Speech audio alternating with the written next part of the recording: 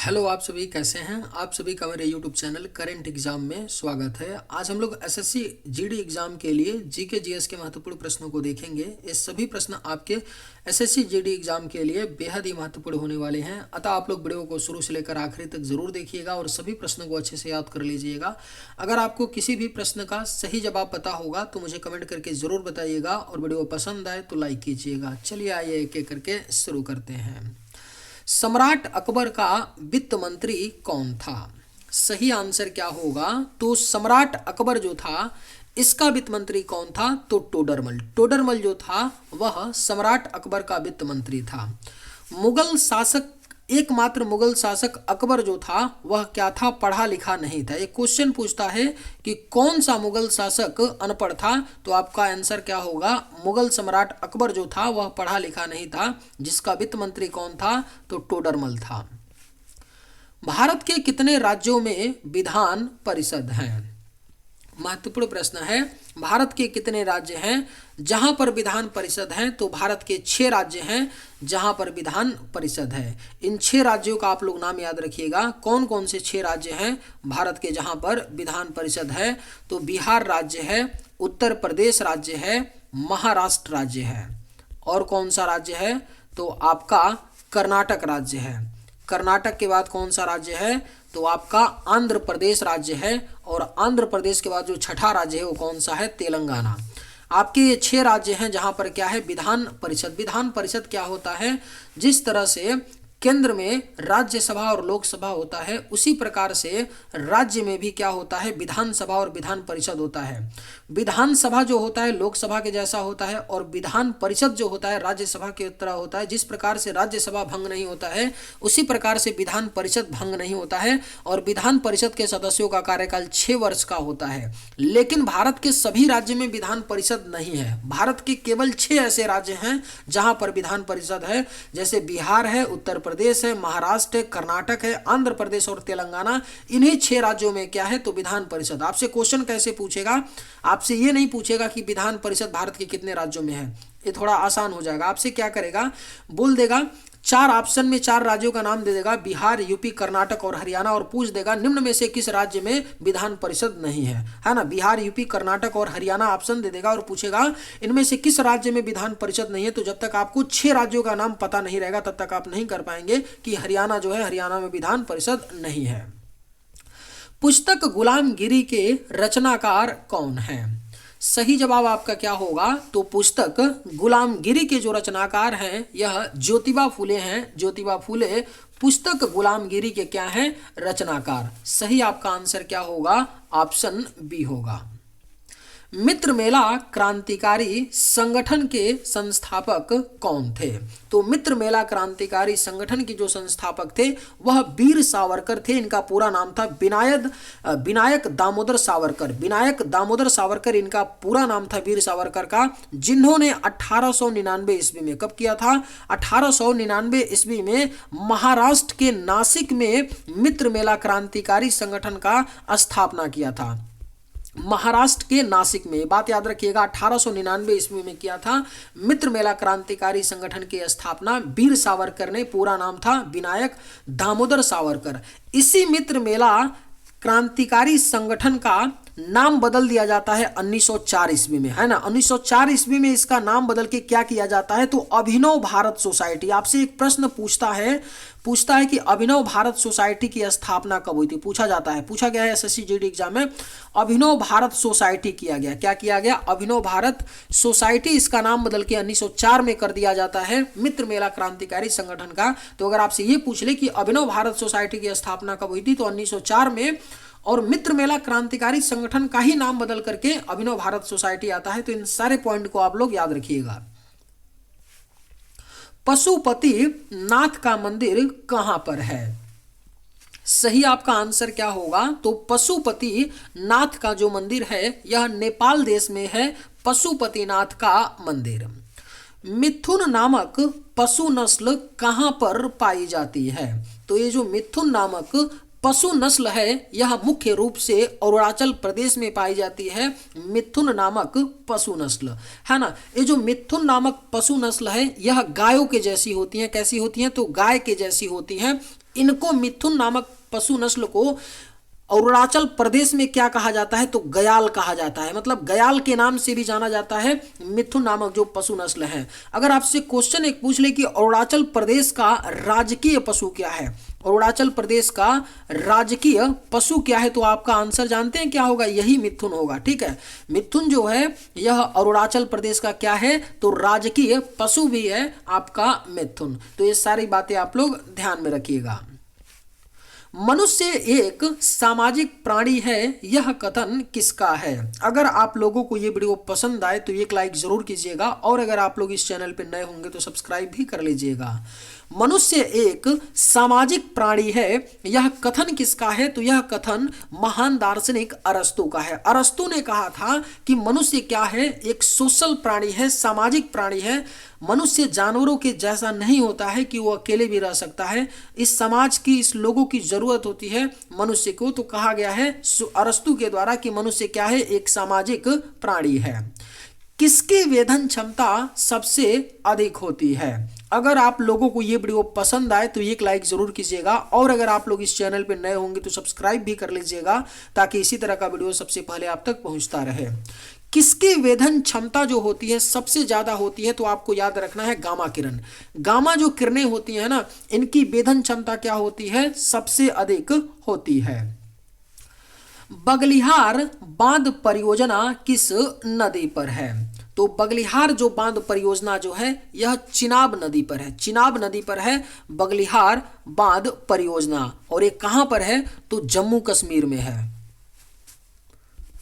जम्मू कश्मीर का एक जिला है रामबन जिला, इसका नाम याद रखिएगा। अगर आपसे पूछ ले कि बगलिहार बांध जम्मू कश्मीर के किस जिले में है, तो रामबन जिले में है बगलिहार बांध परियोजना, चिनाब नदी पर है ना। चिनाब नदी की अगर बात कर ली जाए तो चिनाब नदी जो है यह सिंधु नदी की प्रमुख सहायक नदी है। चिनाब नदी के अगर उद्गम की मैं बात कर लूं तो चिनाब नदी का उद्गम हिमाचल प्रदेश राज्य में चंद्रा और भागा, नाम याद रखिएगा, चंद्रा और भागा दो नदियों के संगम से होता है। चंद्रा और भागा दो नदियां हैं, दो धाराएं हैं, चंद्रा और भागा हिमाचल प्रदेश में, जिनके संगम से चिनाब नदी का उद्गम होता है।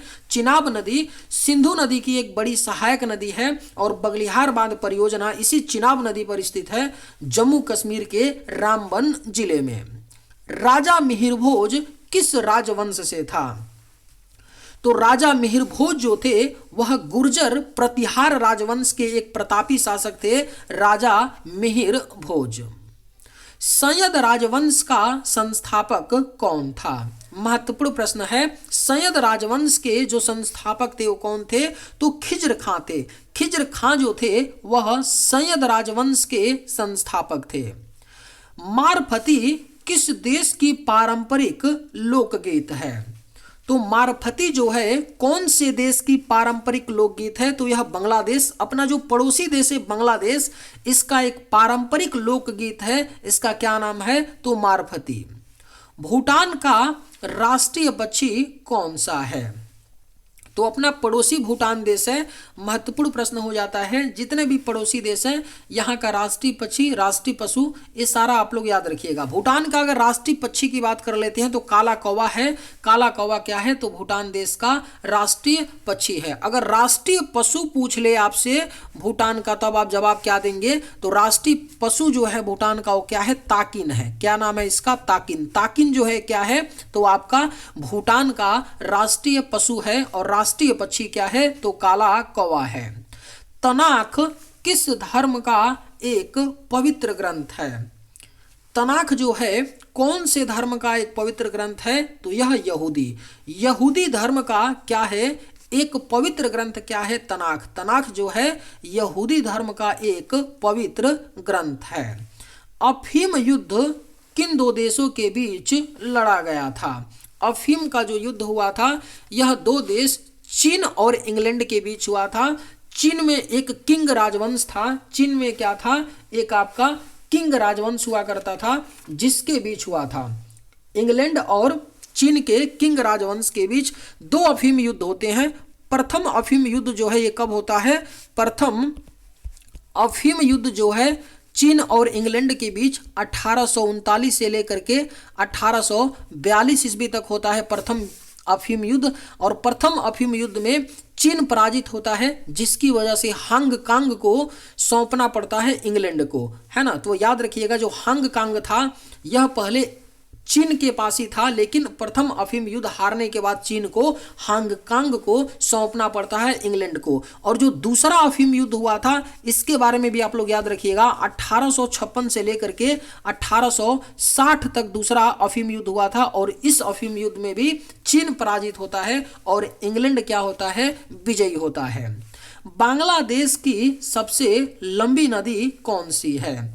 आंसर आपका होगा सुरमा। सुरमा नदी जो है बांग्लादेश की सबसे लंबी नदी है। इसी सुरमा नदी को बराक नदी के नाम से भी जाना जाता है, सुरमा नदी को, जो बांग्लादेश की सबसे लंबी नदी है।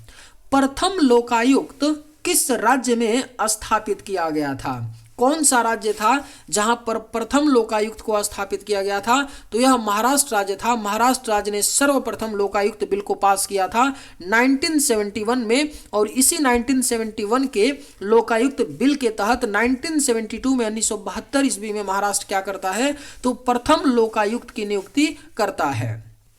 थुम्बा रॉकेट प्रक्षेपण केंद्र कहां पर स्थित है? आंसर आपका क्या होगा, तो थुम्बा रॉकेट जो प्रक्षेपण केंद्र है यह केरल के तिरुवनंतपुरम में है। आप राज्य का नाम याद रखिएगा कि जो थुम्बा रॉकेट प्रक्षेपण केंद्र है यह आपका केरल में है। सेब में कौन सा अम्ल पाया जाता है? सही आंसर क्या होगा, तो सेब में जो अम्ल पाया जाता है यह आपका मैलिक अम्ल है। मैलिक अम्ल क्या है, सेब में पाया जाता है। भरतनाट्यम नृत्य शैली किस राज्य से संबंधित है? सही आंसर क्या होगा, तो भरतनाट्यम जो नृत्य शैली है यह आपका तमिलनाडु राज्य से संबंधित है। तमिलनाडु राज्य से संबंधित है भरतनाट्यम नृत्य शैली। कुचिपुड़ी नृत्य किस राज्य से संबंधित है? कुचिपुड़ी नृत्य जो है यह आपका आंध्र प्रदेश राज्य से संबंधित है। जो कुचिपुड़ी नृत्य है यह आंध्र प्रदेश राज्य से संबंधित है। पंचायत चुनाव कराने की जिम्मेदारी किसकी होती है? तो जो पंचायत चुनाव होता है, जैसे ग्राम प्रधानी का चुनाव, बीडीसी का चुनाव, जिला पंचायत सदस्य का चुनाव, ब्लॉक प्रमुख का चुनाव, ये सारे जो चुनाव होते हैं पंचायत चुनाव के अंतर्गत आते हैं। और इसको कराने की जो जिम्मेदारी होती है ना, वह राज्य सरकार की होती है। जिस राज्य में चुनाव होता है उस राज्य की सरकार की जिम्मेदारी होती है पंचायत चुनाव कराने की। विश्व स्वास्थ्य दिवस कब मनाया जाता है? महत्वपूर्ण प्रश्न है। विश्व स्वास्थ्य दिवस जो है यह 7 अप्रैल को विश्व स्वास्थ्य दिवस मनाया जाता है। पंचायती राज प्रणाली की सबसे छोटी इकाई कौन सी है? सही जवाब क्या होगा, तो पंचायती राज प्रणाली की जो सबसे छोटी इकाई है वह ग्राम पंचायत है। याद रखिए, ग्राम पंचायत जो है पंचायती राज प्रणाली की सबसे छोटी इकाई है। डोगरी भाषा मुख्य रूप से किस राज्य में बोली जाती है? तो डोगरी जो भाषा है यह मुख्य रूप से जम्मू और कश्मीर में बोली जाती है। जम्मू कश्मीर एक अब केंद्र शासित प्रदेश है। 2019 में जम्मू कश्मीर को 2 भागों में तोड़ा गया, जम्मू कश्मीर और लद्दाख में, और 2 केंद्र शासित प्रदेश बनाए गए। यानी जम्मू कश्मीर अब राज्य नहीं है, जम्मू और कश्मीर क्या है, केंद्र शासित प्रदेश है, जहां पर डोगरी भाषा मुख्य रूप से बोली जाती है। भारत का सबसे बड़ा नदी बेसिन कौन सा है? तो भारत का जो सबसे बड़ा नदी बेसिन है ना, वह गंगा का बेसिन है। आपको याद रखना है, गंगा का बेसिन भारत का सबसे बड़ा नदी बेसिन है। भारतीय निर्वाचन आयोग का मुख्यालय कहाँ स्थित है? तो भारतीय निर्वाचन आयोग यानी इलेक्शन जो कमीशन है, इसका मुख्यालय कहाँ पर है? इलेक्शन कमीशन का, तो इसका मुख्यालय राजधानी दिल्ली में है। भारतीय निर्वाचन आयोग का मुख्यालय। योजना पत्रिका का प्रकाशन कौन करता है? अगर आप लोगों को ये वीडियो पसंद आए तो एक लाइक जरूर कीजिएगा, और अगर आप लोग इस चैनल पर नए होंगे तो सब्सक्राइब भी कर लीजिएगा, ताकि इसी तरह का वीडियो सबसे पहले आप तक पहुंचता रहे। योजना पत्रिका का प्रकाशन कौन करता है? तो सूचना एवं प्रसारण मंत्रालय। सूचना एवं प्रसारण मंत्रालय जो है यह योजना पत्रिका का प्रकाशन करता है। भारत की पहली बोलती फिल्म कौन सी थी? तो जो भारत की पहली बोलती फिल्म थी ना, वह आलम आरा थी। कौन सी थी? आलम आरा जो थी वह भारत की पहली क्या थी? बोलती फिल्म थी। मूत्र का पीला रंग किसके कारण होता है? जो मनुष्य का यूरिन होता है, मूत्र होता है ना, वह हल्का पीला होता है। किसके कारण ऐसा होता है? यूरोक्रोम। यूरोक्रोम के कारण जो मनुष्य का मूत्र होता है उसका रंग क्या होता है? पीला होता है। भारत की पहली मूक फिल्म कौन सी थी? मूक यानी जिसमें आवाज नहीं थी, भारत की कौन सी फिल्म थी पहली मूक फिल्म? तो यह राजा हरिश्चंद्र थी। राजा हरिश्चंद्र फिल्म भारत की पहली मूक फिल्म थी। राष्ट्रीय मतदाता दिवस कब मनाया जाता है? तो राष्ट्रीय मतदाता दिवस जो है यह 25 जनवरी को, हर साल 25 जनवरी को राष्ट्रीय मतदाता दिवस के रूप में मनाया जाता है। प्रोटीन की फैक्ट्री किसे कहा जाता है? वेरी वेरी इंपॉर्टेंट क्वेश्चन है, इसको वीवीआईपी कर लीजिए। क्या कर लीजिए?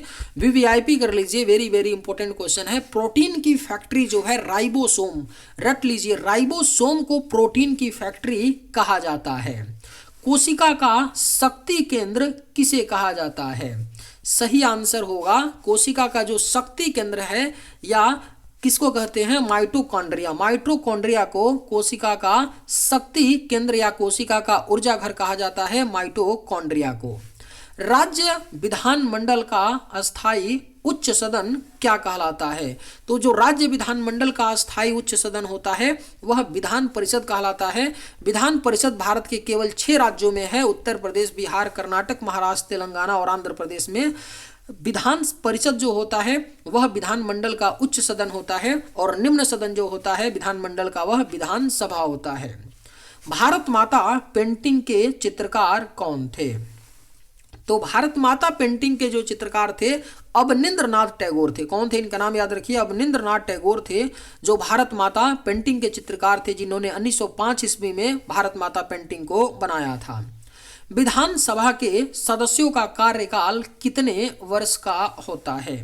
तो जो विधानसभा के सदस्यों के कार्यकाल होता है वह 5 वर्ष का होता है। लेकिन अगर आपसे पूछ ले कि विधान परिषद, ये तो विधानसभा के सदस्यों का कार्यकाल 5 वर्ष है, लेकिन अगर पूछे विधान परिषद के सदस्यों का कार्यकाल, तब आपका आंसर क्या होगा? 6 वर्ष होता है विधान परिषद के सदस्यों का कार्यकाल। पेसमेकर का संबंध शरीर के किस अंग से है? तो पेसमेकर का जो संबंध होता है यह शरीर के हृदय अंग से होता है, पेसमेकर का संबंध। मानव शरीर के किस ग्रंथि को मास्टर ग्रंथि कहा जाता है? इंपॉर्टेंट क्वेश्चन है। मानव शरीर के कौन से ग्रंथि को मास्टर ग्रंथि कहते हैं? तो यह आपका पिट्यूटरी है। पिट्यूटरी ग्रंथि को मास्टर ग्रंथि कहा जाता है। मुख्यमंत्री की न्यूनतम आयु सीमा क्या होनी चाहिए? तो किसी व्यक्ति को मुख्यमंत्री बनने के लिए उसकी जो कम से कम आयु होनी चाहिए ना, वह 25 साल होनी चाहिए, 25 वर्ष होनी चाहिए मुख्यमंत्री की न्यूनतम आयु। Right answer option B. चलिए आज के वीडियो में बस इतना ही। अगर आप सभी को ये वीडियो पसंद आए तो एक लाइक जरूर कीजिएगा। थैंक्स।